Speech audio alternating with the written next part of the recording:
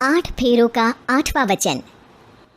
स्वाति ने इसी साल शहर की कॉलेज से पढ़ाई पूरी की है और अब उसके लिए जगह जगह से रिश्ते आने लगे हैं।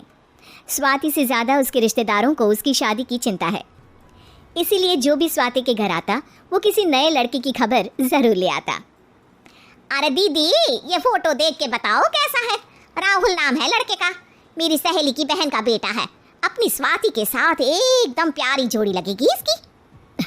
ज़रा दिखाना, फोटो तो बढ़िया लग रहा है। कोई गलत आदत वादत तो नहीं है ना इसे? और कमाता कितना है? अरे कोई गलत आदत नहीं है दीदी, आप कहो तो एक मीटिंग करवा देती हूँ, फिर सब कुछ फाइनल कर लेना। हाँ हाँ, ये सही कह रही हो तुम। संडे को स्वाति के पापा भी घर पे ही रहेंगे। बुआ फिर वहाँ से चली जाती है और रात को स्वाति की माँ उससे कहती है, स्वाति बेटा, आज कमला बुआ ने एक लड़के की फ़ोटो दिखाई है। संडे को वो लोग मिलने आ रहे हैं, तैयार हो ना तुम बेटा। अरे मम्मी, आप कहाँ कमला बुआ के चक्कर में आ जाती हो? अभी इतनी जल्दी कोई शादी वादी नहीं करनी है मुझे। अरे बेटा, अच्छा लड़का है, बुआ जानती है उसे अच्छे से। हाँ स्वाति बेटा, एक बार मिल तो लो, बाद में देखेंगे आगे क्या करना है। वैसे तो कमला रिश्ता लाई है तो मना करने का तो कोई सवाल ही नहीं उठता। संडे की सुबह होती है और कमला बुआ राहुल और उसके मम्मी पापा को लेकर स्वाति के घर आती है।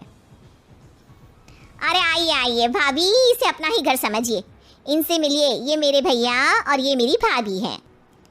नमस्ते भाभी जी, ये है हमारा लड़का राहुल, सरकारी नौकरी की तैयारी कर रहा है ये। वैसे आपकी बेटी कहाँ है? अरे स्वाति बेटा, बाहर आ जाओ। वैसे कितनी पढ़ाई की है स्वाति ने? जी, पोस्ट ग्रेजुएट है हमारी बेटी साइंस में। ये सब तो ठीक है, पर घर संभालना जानती है या नहीं? हमें कौन सी इससे नौकरी करवानी है, नौकरी तो मेरा बेटा करेगा ही। पर मैंने इतनी पढ़ाई की है और आप चाहती हैं कि मैं घर पर ही बैठी रहूं? अरे स्वाति बेटा, ये बड़ों की बात में तुम कहाँ बोल पड़ी? हम सब देख लेंगे क्या करना है क्या नहीं। हम तो इसी बात पर विश्वास करते हैं कि घर के लड़के घर में ही रहे तो ज़्यादा अच्छा रहता है। वरना भाई साहब, आप तो आजकल के हाल जानते ही हैं, कितनी घटनाएं होने लगी हैं औरतों के खिलाफ।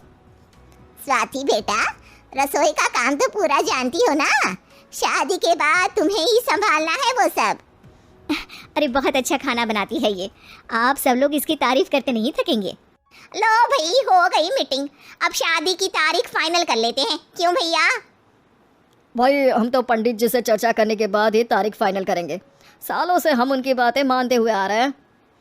लड़के वाले और कमला बुआ की बातें सुनकर स्वाति एकदम नाराज़ हो जाती है और उसे लगने लगता है कि शादी के बाद उसे घर पर ही बैठना पड़ेगा। लेकिन घर वालों के आगे उसकी एक नहीं चलती और उसे शादी के लिए हाँ कहना पड़ता है। शादी का दिन आ जाता है और सब मंडप में जमा होते हैं। अब फेरों का समय हो गया है, अब कन्या अपने वर से 7 वचन मांगेगी। आप किसी धार्मिक आयोजन में जाएं तो मुझे भी ले जाएंगे।